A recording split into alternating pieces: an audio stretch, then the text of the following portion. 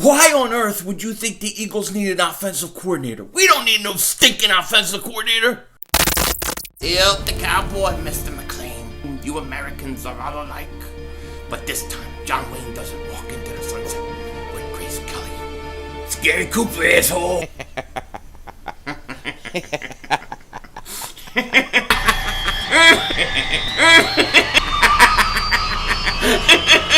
Oh, Diva! Oh, shit! Oh, shit! That was crazy! Happy trails, Hans. Dallas still stinks.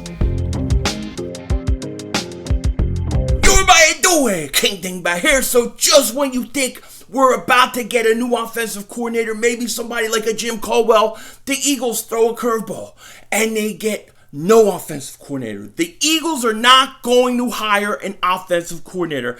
I shit you not. I'm not kidding.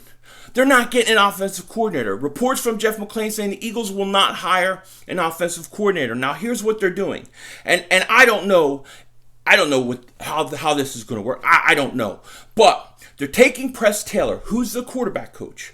They're also making him passing game coordinator. Then they got Jeff Stoutland, who is the offensive line coach. He is also running game coordinator. You have Deuce Staley, assistant head coach, and running back coach. So all these guys got separate things. Press Taylor not only is in charge of the quarterback, he's in charge of the passing game. He's a passing game coordinator. Stoutland, running game coordinator. How are they going to make all this work? It's going to be interesting. The other thing the Eagles are doing is they are going to hire two guys from the outside. Now, I only know one of them by name. The other guy I really don't know much about. First guy is one Rich Scangarello, or Scangarello, maybe it's better pronounced. I don't know, who knows. But, Rich Scangarello. Sorry, it's Scangarello. I'm just kidding around. But he was the offensive coordinator from the Denver Broncos. The Eagles have hired him. He was the coordinator for the Broncos last year. Was fired after 1 year. He was blamed oftentimes for being too conservative, late in games and that kind of thing. But he was the quarterback coach the year before with the 49ers. He worked with Jimmy Garoppolo.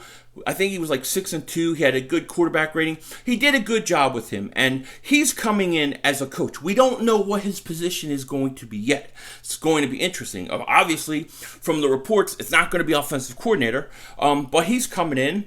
And from what I hear about him, he's good with quarterbacks. He's good at masking deficiencies and those kind of things. And he does some things well, and he provides an outside voice. So, here's some things from him. He was offensive quality control coach for the Raiders. He was in Northern Arizona from 2012 to 2014. He was with the Falcons as offensive quality control coach in 2015. He was at Wagner as offensive coordinator for a year, 2016. He was a San Francisco 49ers quarterback coach in 2017 through 2018. Then he was the Broncos offensive coordinator last year. So, don't know too much about him. I knew of the name because I knew of the problems that they were having in Denver, and I remember hearing about him and those kind of things. He's an outside voice. I can't say whether this is a great hire or not. We just have to see. The other guy they're hiring is Andrew Brenner. Now, Brenner is 36 years old. He was the Mississippi State passing game coordinator and quarterbacks coach for 2018 through 2012. Now, here's the thing that they're saying, and this may be why they're hiring Brenner, is he notably overlapped with Joe Moorhead at Fordham and Mississippi State. Joe Moorhead has a reputation as an innovator from his success at Fordham and at Penn State. Moorhead, the Eagles, I guess, were interested in, took a job as the offensive coordinator for the Oregon Ducks.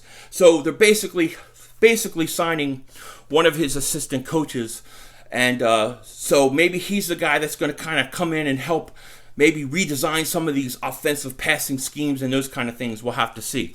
These are two coaches that are going to get hired. We are not sure at this point what their role is going to be. They haven't been given a title yet. But from everything we're hearing, it's not going to be offensive coordinator. We have a new passing game coordinator in Press Taylor. And I don't know. We'll see. Maybe some sort of assistant. It's going to be interesting to see what roles they have. But they're two outside Brenner and Scancarello, they're two outside voices coming in, and we'll see. I don't know how I feel about this. I'm not going to lie. I don't know. How am I supposed to feel? You're not going to have an offensive coordinator. It's different. I don't mind outside the box thinking, but, who knows? We're going to have to wait and see. So, Eagles are hiring these two coaches, and we'll find out their roles later in the week once it's announced. And no offensive coordinator for the Philadelphia Eagles. What are you going to do? So the other thing I want to talk to you guys real quick about is the defense. We have talked so much about this cornerback situation and how bad these corners are and how we need to get two new starters and we just need to clean house in the secondary, except for maybe Malcolm Jenkins, and we need to do away with it because they've been so bad. And look, you're not totally wrong. I mean, we can't stop a number one wide receiver. We basically give up 3rd and 15s, 3rd and 20s, 4th and 15s. It seems like it happens all the time. And they don't know how to turn around and knock a ball down. They can't track a ball to save their lives. I mean, it's all true. And maybe a new defensive back coach will help with that. It's very, very true. We do need a starting corner in free agency. I think we need to draft one in the 2nd or 3rd round, no doubt about it. However, that said, we need to remember what this defense is predicated on. We need to remember what this defense is predicated on and what really helps a secondary, and that is a pass rush. And the one thing we haven't talked enough about is how disappointing this pass rush for the Philadelphia Eagles was last year. I was very disappointed in what I saw. Now, Fletcher Cox, I think he was hurt early coming back.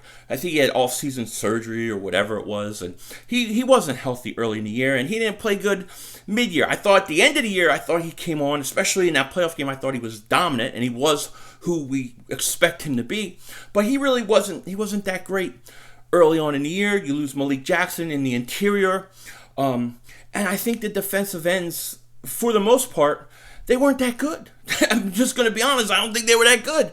Brandon Graham, for his age, for everything he does, he's a guy that has never had double-digit sacks in his career. He was probably, in my opinion, the best defensive lineman we had last year. I am totally okay how Brandon Graham played. He played like he plays every year. He gave everything he has, 8.5 sacks. I have no issue with him at all. The issue I have comes from the other side. Derek Barnett. Derek Barnett's a first-round pick. He's a first-round pick. We needed 11, 12, 13 sacks from him this year. We got 6.5. Brandon Graham led the team in sacks with 8.5. I think we had 43 sacks total. We ranked 13th in sacks. That pressure that you're supposed to get on the quarterback, that this team is predicated on, that we spend a lot of money building up, they have to get to the quarterback. And if they get to the quarterback, it makes the job easier for the secondary. And there were a lot of times where quarterbacks had all day to throw to wide open guys. And they were wide open because the pass rush was not getting home. So, yes, I blame those corners to a certain degree. Of course, they weren't that great. I mean, Ronald Darby stinks. He's got to go. Jalen Mills, for all intents and purposes, he's probably gone. Right? Although I would like to see him come back as a backup, maybe put him in red zone situations. But you still got Vontae Maddox, Sidney Jones. You got young guys. They're 23, 24, 25 years old. They still can improve. I still think they have a higher ceiling than what we've seen. I don't think they've been coached right, and I don't think that the pressure on the defensive line was that good. And if this Eagles defense, the way it's built, is through that defensive line and getting pressure on the quarterback, Fletcher Cox has to come back strong, has to have a better year. But Derek Barnett, this is sink or swim for him. Okay, if he can't come out this coming year and have a big year, I'm going to think that maybe he's never going to develop into what we thought, which is a huge disappointment, because when you draft a guy that early, he's got to be a dominant pass rusher. Okay, maybe he's a late bloomer like Brandon Graham, who knows? But, all the talk, him coming out, he broke Reggie White's record. Reggie White is one of the greatest of all time. Okay, Reggie White did it on the NFL level. Derek Barnett has to step up. He has to step up, and I'm going to say this again.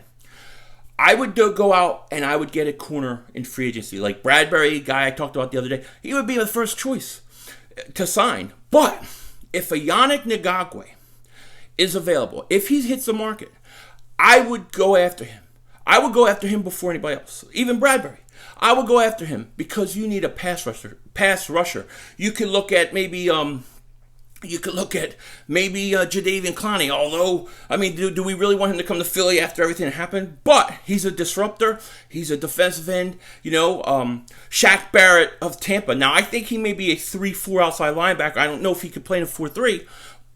And I don't think he's leaving Tampa, by the way. 19 and a half sacks is not going to happen. But a Yannick Ngakoue, I think somebody like that who's 25 years old, I say bring him in. Bring him in. Let him rotate. With these other guys, we love to rotate our guys in and out. Maybe you can use him, save Brandon Graham, let him get less snaps during regular season so he's fresher at the end of the year. Play him inside sometimes because Brandon Graham wreaks havoc when he plays inside next to Fletcher Cox. He just does.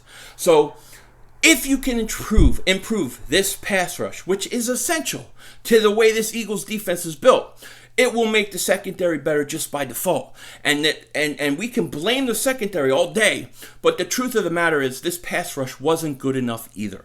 So, yes, if the opportunity presents itself, and I don't know that it will, and I don't know that the Eagles will have the money to go out and get a Yannick Ngakoue or somebody like that, but I'm just saying, if the opportunity presents itself, you got to do it. You got to do it. And if it doesn't, then really all eyes on Derek Barnett, because Derek Barnett has to become the guy we drafted and he's supposed to be. With that said, take care. Talk to you later. And don't be a dingbat.